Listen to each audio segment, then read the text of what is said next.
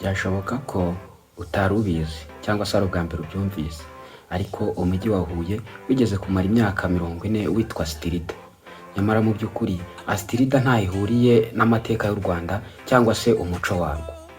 Bahaye ikaze muri iki kiganiro rero, aho tugiye gusobanukirwa byinshi ku izina Stirida ryahawe umujyi wa Huye. Ntucikwe n'iki kiganiro, ugiye kukibanamo na Noho Kadafi, aho ugikurikira kuri Noho Kadafi Official. Ndashishikariza abaje kuri iyi chaîne bwa mbere gukora subscribe bagafungura n'inzogera kugira ngo batazajya bacikwa n'ibiganiro nk'ibi.